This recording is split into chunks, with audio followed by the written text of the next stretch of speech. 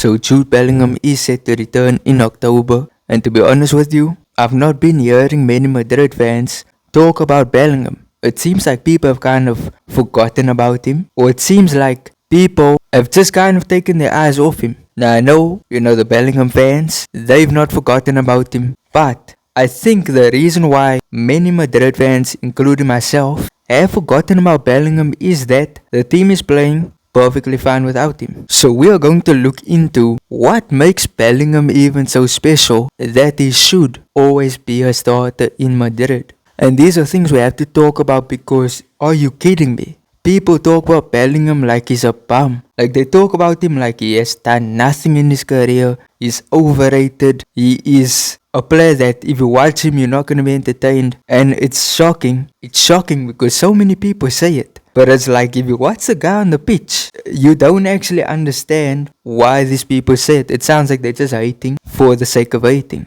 So what makes him so special? First of all, star quality. Star quality, he's a big game player. He arrives in the big games. Especially in the 2023-24 season, he was insane. He will creep up with a goal. He will creep up with an assist. I mean, he is both for the big stage. So that is the first one. The second one is he's extremely versatile. Now you saw we spoke about his goals.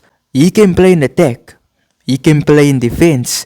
He can play in the midfield. That's how versatile he is. It's a blessing, but it's also a bad thing in his career because there's many times, and we're gonna mention it later in this video, there's many times the coaches, they use him incorrectly or they sacrifice him for certain players to play in his position or to take over the attack, which he thrives in the attack. But I mean, he defends, he attacks, everything, super versatile. And the number 3 is, he plays for the badge. He plays for the badge. What better thing can you ask from a player than that? A player like a Steven Gerrard, a Fede Valverde, players who genuinely, they will shine in a team that is playing bad. Like whenever Real Madrid play bad, Bellingham is one of the players that actually stands out and is usually the one that is trying to make things happen. Now we need to speak about how Ancelotti handled him and how Xabi Alonso is also handling him. So with Ancelotti, I felt like in the first season with Bellingham, excellent. That is how he should have used him. Central attacking midfield, that was the best version of Bellingham. You can argue with the wall, you can say whatever you want. That was the best version of him. But then, last season, because of the arrival of Mbappe, Bellingham had to take a back step. Now, I felt his best performance in last season, where he showcased greatness in attack, greatness in defense, and greatness in the midfield, was against Manchester City at the Etihad. I mean, look at this. This is beautiful play. His linking up plays, his defense, his passing, and later on he did score a goal, but oh my days, this is one of the best Bellingham performances that I've ever watched. And this was against a big club, Man City, a club that has always given Real Madrid a tough time in the Champions League. To perform like this against such a big team, this was such an underrated performance, and people don't talk about it that much. People rather speak about his performances against Barca and teams like that, but they always skip out on this one. This one was super underrated. And I hope that is a version of Bellingham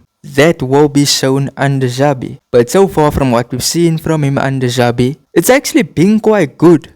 Now listen, the one goal he scored in the Club World Cup, so that was a beautiful team goal. And you saw how Bellingham gets forward. He starts the play, combines with the team, gets into an attacking position, scores that goal. Fantastic. This is exactly what we want from Bellingham. Nothing else. This is it. I don't want to see a Bellingham who's gonna have to sacrifice his play to play in a defensive position. I think you're neutralizing Bellingham, and I don't believe there is a neutralizing of Bellingham because he's good anywhere you put him. But when you do it like this, where he's just a defensive player, you are kind of taking away the other half of his game. But I do feel somehow that Bellingham, even under Xabi, because this was against Salzburg, I felt like this was not the best Bellingham. He grabbed an assist. Don't get me wrong, he grabbed an assist. He was good in the game. But I felt like it was very stale, very boring, and it wasn't the best Bellingham. Now maybe it was the fact that he was dealing with a shoulder injury. Or we don't know. He's played with a shoulder injury for 2 years. So I think after the shoulder injury, we are gonna see the best version of Bellingham. Now I could be wrong, but I genuinely think so. I think he's gonna have a bit more, freedom in his muscles. And he's gonna play the way he wants to play. No more things holding him anymore. And maybe we are gonna see a better version of Bellingham. Now I remember someone asked me a question. Well, with the team playing like this, with this current lineup, where does Bellingham fit in? And it made me really think. And I came to this conclusion. He's gonna play instead of Mastantuono. So Mastantuono, he's been getting his chance. He didn't really shine. He did shine in certain moments, showed some brilliant IQ moments and just good football, but nothing that's gonna make me say he should play over a Jude Bellingham. So Jude Bellingham is gonna come back, he's gonna play instead of Mastantuono, but I do think there is gonna be a formation change because Bellingham is not gonna play on the right wing. Instead, he's gonna be played in the midfield, which means I think Valverde is gonna be put on the right wing. That's my final conclusion. I hope Xabi does something better, but that's my opinion. We brought up Mastantuono in the video. Mastantuono had a good performance against Venezuela. Let me show you this. Like, people have been saying so much bad things about him. They've been criticizing him, over-criticizing him. But his match against Venezuela for Argentina, look at this. This is what I want to see from him in Madrid. He hasn't gotten the chance to do it just yet,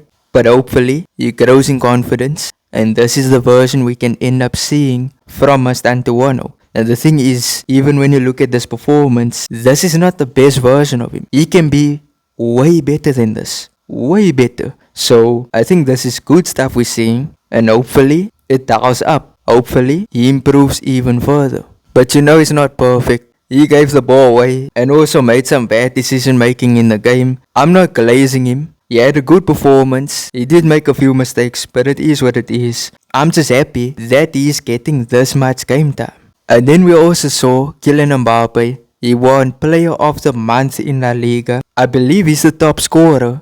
Listen, this is going to be an insane season for Mbappe. Hopefully, he takes home a Champions League and maybe a World Cup. Listen, I personally don't want him to win the World Cup.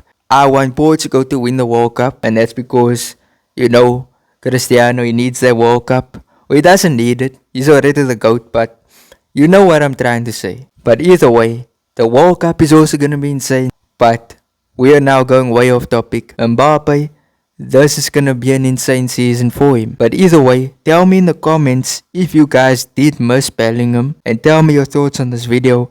Tell me your thoughts on whatever you thought about in this video. But if you enjoyed, smash like, subscribe, turn on notifications. Peace out.